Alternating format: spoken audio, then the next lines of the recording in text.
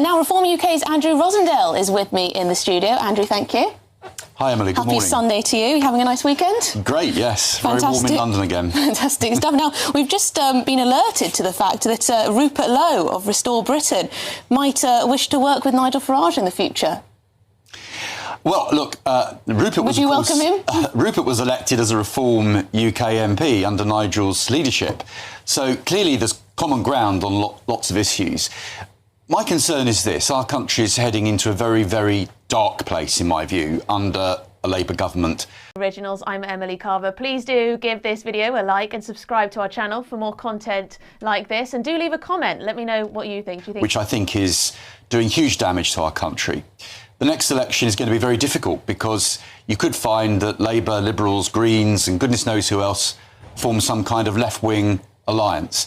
We do have to somehow bring the right of centre in British politics together. Now, what happens with Restore and with Rupert is a matter for Rupert to talk to Nigel about. What I would say to him and to people across the country is that we need a change of government next time, and another left-wing government. Goodness knows what's going to happen to our country if we don't rescue Britain from this direction we're heading in at the moment. So any hope that people can come together and vote for a new government that can save Britain from this mess, I'm all in favour of that. But I think it would be with Nigel Farage as our Prime Minister. All right. Well, he says there are a few conditions on working together, at least from his side, Rupert Lowe's side. He says ending mass immigration is not enough. It must be reversed. Every illegal migrant must be deported. He says the parties must agree to restore Britain's demographic security, suggesting that white Brits will become a minority. He goes on to talk about the Islamification of Britain, talking about rape gangs and how the recommendations from his own inquiry must be implemented and so on. So these are his demands. How do those sound to you? Well, look, a lot of what he said, I watched his little piece, his video that he put out. Now, a lot of what he says will resonate with Reform voters and with British people. We are absolutely at the end of our tether with the mass immigration that's come to our country, which nobody voted for, both legal, which is obviously concerning everybody, and illegal, both. Both have had a detrimental impact. He talks about the Christian heritage of this country. Well, I do as well, and I worry that our Christian heritage, the foundations of this country, are being watered down and undermined. Our culture, our heritage, our way of life, our traditions, our customs are being sidelined. Do you think there's been an Islamification, though? I think he certainly does. I think that there has been an attempt, and there is an attempt by some religions and certain sections of the Islamic community that want to impose their ways on this country. That is unacceptable. Sharia law is unacceptable. Some of the things that happens in that religion is not the British way. So if you come to Britain, you need to respect and uphold the British traditions, British laws and our way of life. If you're not prepared to do that, I don't think they should be in this country. I mean, a lot of what Rupert's saying is correct, but we need to bring things together to get this government out to actually do anything. At the moment, if you have a divided right, all the benefit will go to Labour and the left-wing parties. OK, well, let's move on to Ceuta, the Spanish enclave in North Africa. Huge numbers of people. I mean, the footage is extraordinary of those 60,000 odd men sort of just stampeding into the territory there. Zia Youssef, your colleague, has been out there doing his own sort of documentation of what's going on. And he seems to be arguing that why have Spain, the Spanish authorities, been allowed to sort of bring the military in, use pepper spray to enforce their borders. But over here in Britain, it seems a sort of free-for-all. Well, Zia's got a point, I think. We've seen mass immigration, illegal immigration, coming over on these small boats now for several years. No government has tackled this in the way it should have been tackled. Spain, and I have to say, I criticise Spain because of their attitude over Gibraltar. We now see an open border, which worries me, with Gibraltar and Spain, because Gibraltar's effectively now part of the Schengen area because of this agreement that our government and the Gibraltar government have put in place. So that worries me, with mass immigration coming in Ceuta. Now, Ceuta is an enclave or an exclave of... Rupert Lowe just handed Nigel Farage a list of demands, and Britain is watching. Right, gather round, because this one's spicy. A man who used to sit on the same side of the fence as Nigel Farage has just stood up in public and said, essentially, prove it. Not a quiet word behind closed doors, not a leaked memo. A public offer, laid out in black and white, with conditions attached. And whether you love him, loathe him, or you're just here for the popcorn, you need to understand exactly what's just happened, because this could reshape the entire right-of-centre political landscape in Britain. Before we get stuck in, if you're new here, welcome to Britain Underneath, the channel that doesn't do spin, doesn't do sugarcoating, and doesn't do boring. We dig past the headlines and get to what's actually going on. If that sounds like your cup of tea, hit that subscribe button now, because trust me, you don't want to miss what comes next in this story.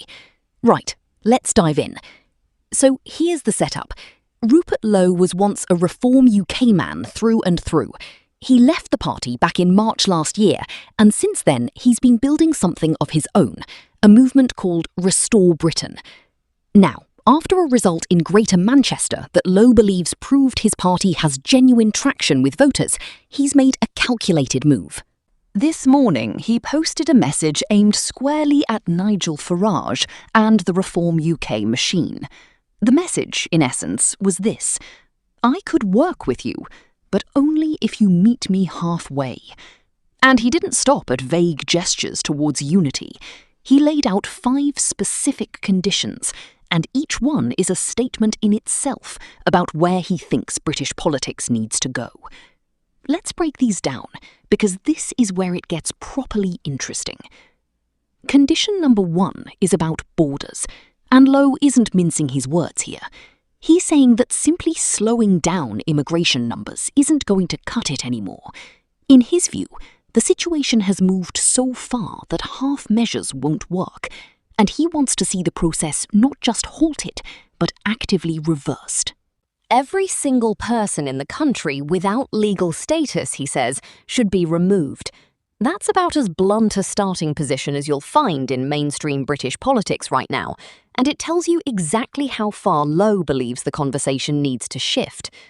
Now, before we go further, quick reminder, if you're finding this breakdown useful, the subscribe button is right there. Britain Underneath exists because people like you keep coming back, and every subscriber helps this channel keep doing what it does, cutting through the noise on stories the bigger outlets tend to smooth over. Condition 2 is where things get considerably more contentious. Lowe is talking about what he calls protecting Britain's demographic makeup, essentially raising concerns about the country's changing population balance over the coming decades. Tied into this is a set of proposed restrictions around certain religious and cultural practices, including certain methods of religious slaughter, marriage between close relatives, particular forms of religious dress, and large public religious gatherings.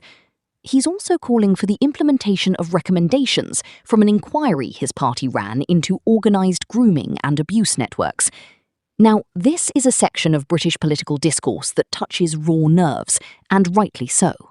These are conversations about identity, faith, and community that deserve to be handled with care and precision rather than soundbites. We're not here to tell you what to think about any of this. We're here to tell you what was said, so you can form your own view with the full picture in front of you. Moving to condition 3, and this one will likely dominate the comment section. Lowe wants a national referendum on reinstating capital punishment. That's not a policy tweak. That's a fundamental question being put back on the table after decades of it sitting firmly off the agenda in British politics. Love it or hate it, putting the death penalty question in front of the British public via referendum is the kind of proposal that instantly splits a room, and Lowe knows exactly what he's doing by including it. Quick pause there. Take a breath if you need one, because we're only halfway through and there's more to unpack. Stick with us, because Britain Underneath is building a genuine community of people who want the full story, not the 3-line version. If you haven't subscribed yet, now's a great moment to do it, so you don't miss the next deep dive. Condition 4 shifts gear entirely, moving from culture and justice into economics and self-sufficiency. Lowe wants Britain to become what he describes as self-sufficient, meaning the country should be able to defend itself, feed itself, and power itself without heavy reliance on outside forces. Tied into this is a demand to bring welfare spending down and get inflation under control. It's a call for a leaner, more self-contained Britain, one less exposed for global shocks and international dependency. Whatever your politics, there's something in that pitch that resonates with a lot of people who feel Britain has become too vulnerable to forces beyond its control. And finally, Condition 5, perhaps the most pointed of them all.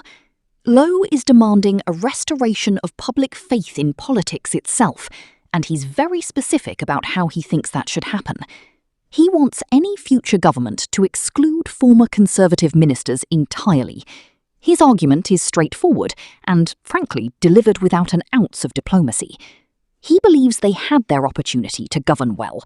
They failed to deliver, and handing them a second chance would be an insult to voters who feel let down. It's a direct shot across the bow, not just at Reform UK, but at the wider political establishment that Lowe clearly believes has run out of credibility. So where does that leave things? Well, Lowe has essentially placed the ball in Nigel Farage's court. He said the two movements agree on plenty and disagree on plenty else, but he remains hopeful a shared path forward can be built. Whether Farage responds, whether Reform UK entertains these conditions, or whether this becomes another chapter of infighting on the British right, that remains to be seen. But one thing is certain. This is a story that's going to move fast, and you'll want to be watching when it does. Now, here's the thing about British politics right now. It rarely stays still for long. Today, it's Lowe and Farage. Tomorrow, it could be something else entirely, reshaping the landscape. And that's exactly why Britain Underneath exists, to keep you ahead of the story, rather than scrambling to catch up after everyone else has already moved on. If this kind of breakdown is what you come here for, do us a favour. Hit subscribe, tap that notification bell, and stay locked in. This channel only grows because people like you decide it's worth sticking around for. We'll be back very soon with the next twist in this story. And honestly, knowing British politics, it won't be long in coming. Until then, take care of yourselves, stay sharp, stay informed, and we'll see you in the next one.